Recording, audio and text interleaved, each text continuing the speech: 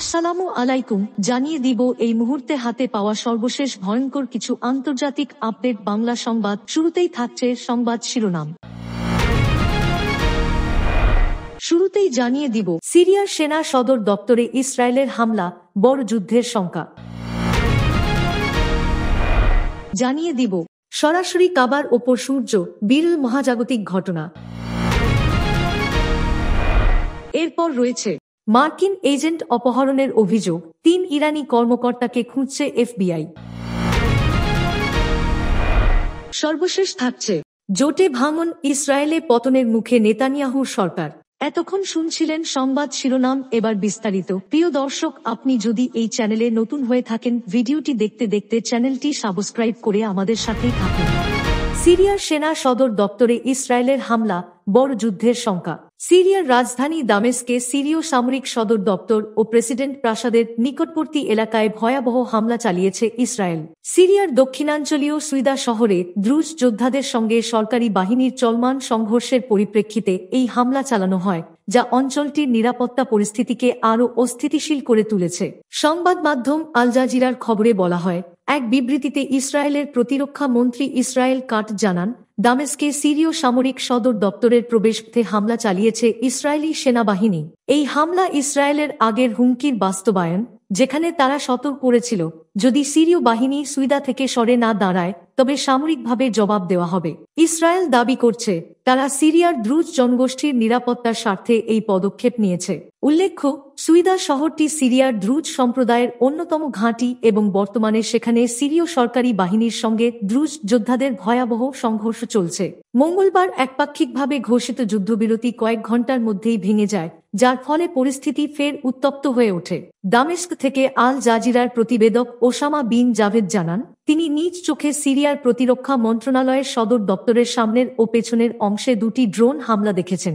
শহরের আকাশে এখনও ড্রোন চক্কর দিচ্ছে এবং সিরীয় প্রতিরক্ষা বাহিনীর পক্ষ থেকে গুলির শব্দও শোনা যাচ্ছে, যা সম্ভবত ড্রোন প্রতিরোধে চালানো হচ্ছে। তিনি বলেন, এই হামলা স্পষ্টভাবে দেখাচ্ছে যে পরিস্থিতি দ্রুত খারাপের দিকে যাচ্ছে। এবার হামলা পৌঁছে গেছে দামেস্কের হৃদয়ে। প্রতি মুহূর্তে উত্তেজনা বাড়ছে, সংঘাত বাড়ার আশঙ্কা দেখা যাচ্ছে। লন্ডনের কিংস কলেজের আন্তর্জাতিক নিরাপত্তা বিষয়ের প্রভাষক রব গেইস্ট পিনফোল্ড আল জাজিরাকে বলেন, ইসরায়েলের হামলা এখন পর্যন্ত মূলত প্রতীকী মাত্রায় সীমিত ছিল।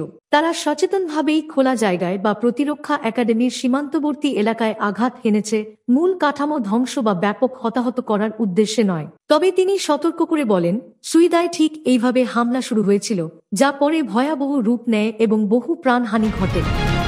সরাসরি কাবার ওপর সূর্য, বিরল মহাজাগতিক ঘটনা। একটি বিরল ও গুরুত্বপূর্ণ জ্যোতির্বৈজ্ঞানিক ঘটনার সাক্ষী হল সৌদি আরবের মক্কা। পবিত্র কাবা শরীফের ঠিক ওপরে অবস্থান করে সূর্য। এই ঘটনা ঘটার সময় কাবার আশপাশে ছায়া একেবারেই অদৃশ্য হয়ে যায়, যা পৃথিবীর যে কোনো প্রান্ত থেকে সূর্যের দিকে তাকিয়ে নিখুঁত কিবলা নির্ধারণের সুযোগ করে দেয় মুসলিমদের জন্য।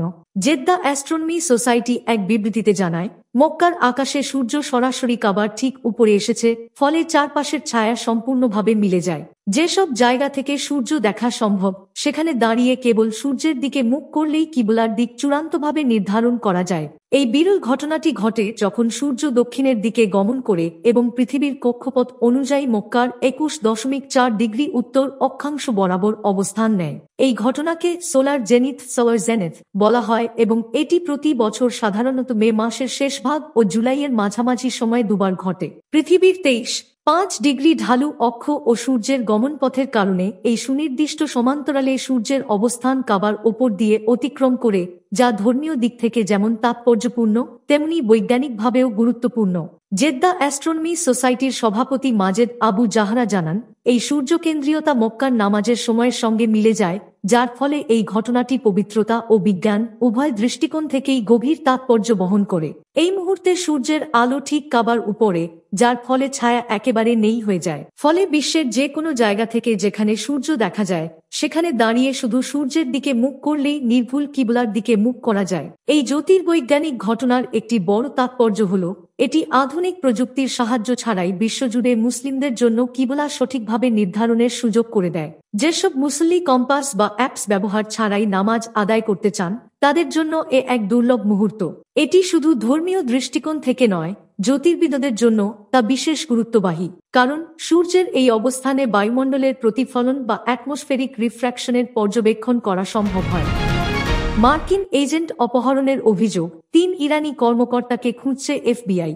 যুক্তরাষ্ট্রের গোয়েন্দা সংস্থা এফবিআই শীর্ষ 3 ইরানি কর্মকর্তার খোঁজে মরিয়া হয়ে মাঠে নেমেছে। তাদের গ্রেপ্তারের তথ্য চেয়ে পোস্টার প্রকাশ করেছে সংস্থাটি। ওই ইরানি কর্মকর্তাদের মোস্ট ওয়ান্টেড তালিকাভুক্ত করার ঘোষণা দিয়ে এফবিআই বলেছে, অভিযুক্তদের গ্রেপ্তার করে শাস্তির আওতায় আনতে একাধিক দল কাজ করছে। খবর ইরান ইন্টারন্যাশনালের। এফবিআই 3 ইরানি কর্মকর্তার ছবিসহ পোস্টার প্রকাশ করে। তাতে বলা হয়, অবসরপ্রাপ্ত এফবিআই এজেন্ট রবার্ট লেভিনসনের অপহরণের সঙ্গে জড়িত থাকার অভিযোগে 3 জন ইরানি গোয়েন্দা কর্মকর্তাকে তাদের মোস্ট ওয়ান্টেড তালিকায় যুক্ত করা হয়েছে। তাদের মধ্যে বর্তমানে পাকিস্তানে ইরানের রাষ্ট্রদূত রয়েছেন। ধারণা করা হয় লেভিনসন মারা গেছেন। এফবিআইয়ের ওয়াশিংটন ফিল্ড অফিস কর্তৃক প্রকাশিত 3 ব্যক্তি হলেন রেজা আমিরি মোঘাদাম, তাগি দানেশভার ও গোলাম হোসেন মোহাম্মদনিয়া। রেজা আমিরি মোঘাদাম বর্তমানে পাকিস্তানে ইরানের রাষ্ট্রদূত হিসেবে দায়িত্ব পালন করছেন। তাগি দানেশভারের গোয়েন্দা এবং সন্ত্রাসবিরোধী অভিযানের পটভূমি রয়েছে বলে বর্ণনা করা হয়েছে। আর গোলাম হোসেন মোহাম্মদনিয়া পূর্বে আলবেনিয়ায় ইরানের রাষ্ট্রদূত ছিলেন। এফবিআই এর মতে 3 জনই ইরানের গোয়েন্দা ও নিরাপত্তা মন্ত্রণালয়ের MI6 সঙ্গে যুক্ত। জিম্মি অপহরণ এবং বিদেশে আমেরিকানদের বিরুদ্ধে ষড়যন্ত্রের মূল খেলোয়াড় হিসেবে তাদের চিহ্নিত করেছে যুক্তরাষ্ট্র। এই ব্যক্তিরা এরই মধ্যে মার্কিন নিষেধাজ্ঞার আওতায় রয়েছেন। এবার তারা ইরানে আমেরিকান নাগরিকদের অপহরণ ও অন্যায়ভাবে আটকের ঘটনার সঙ্গে যুক্ত বলে তালিকাভুক্ত হলেন। এ ব্যাপারে সিনেটর জিম রিশ এক্সে লিখেছেন, লেভিনসন একজন নিবেদিত প্রাণ এবং দেশপ্রেমিক আমেরিকান। তাকে অপহরণের জন্য ইরানকে জবাবদিহি করতে এফবিআই কাজ করছে। তিনি আরও লেখেন, এই নতুন পোস্টারগুলো তার অপহরণ সম্পর্কিত তথ্য চাচ্ছে। আমরা লেভিনসন ও তার পরিবারকে কখনো ভুলব না। তার অপরাধের জন্য দায়ীদের জবাবদিহি করা হবে। লেভিনসন 2007 সালে ইরানের কিশ দ্বীপে একটি অননুমোদিত CIA মিশনে থাকাকালীন নিখোঁজ হন। মার্কিন কর্মকর্তারা বিশ্বাস করেন তিনি ইরানি হেফাজতে মারা গেছেন। জোটে ভাঙন, ইসরায়েলে পতনের মুখে নেতানিয়াহুর সরকার। ইসরায়েলে সেনাবাহিনীতে নিয়োগ সংক্রান্ত বিতর্ক ঘিরে ফের ফাটল ধরেছে প্রধানমন্ত্রী বেনিয়ামিন নেতানিয়াহুর নেতৃত্বাধীন জোট সরকারে।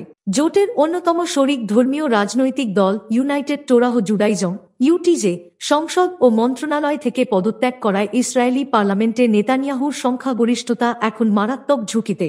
ব্রিটিশ সংবাদ মাধ্যম রয়টার্স এক প্রতিবেদনে জানায়, ইউটিজে দলের 6 সংসদ সদস্য ইতোমধ্যে পদত্যাগপত্র জমা দিয়েছেন, যা 48 ঘণ্টা পর কার্যকর হবে। তারা অভিযোগ করেছেন, সরকার আল্ট্রা অর্থোডক্স ধর্মীয় শিক্ষার্থীদের সেনাবাহিনী থেকে বাদ রাখার প্রতিশ্রুতি রাখতে ব্যর্থ হয়েছে, ফলে তারা জোটে থাকার যৌক্তিকতা হারিয়েছেন।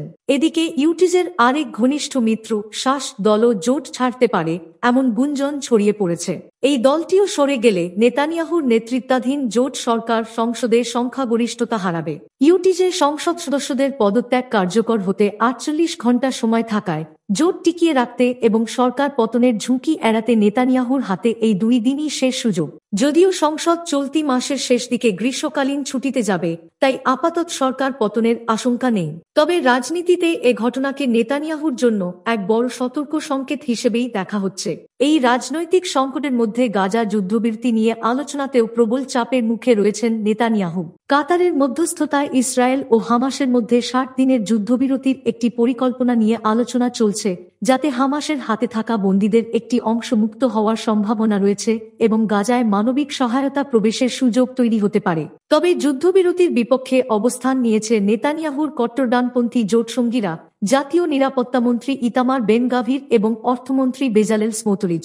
তারা যুদ্ধ চালিয়ে যাওয়ার পক্ষে থাকলেও মন্ত্রিসভায় যুদ্ধবিরতির পক্ষে প্রয়োজনীয় সমর্থন রয়েছে বলে জানিয়েছেন নেতানিয়াহুর ঘনিষ্ঠ সহযোগী টোপাজ লুক। তিনি আর্মি রেডিওকে দেওয়া সাক্ষাৎকারে বলেন, সংসদে যদি সঠিক প্রস্তাব আনা হয় তাহলে প্রধানমন্ত্রী সেটি পাশ করাতে সক্ষম হবেন।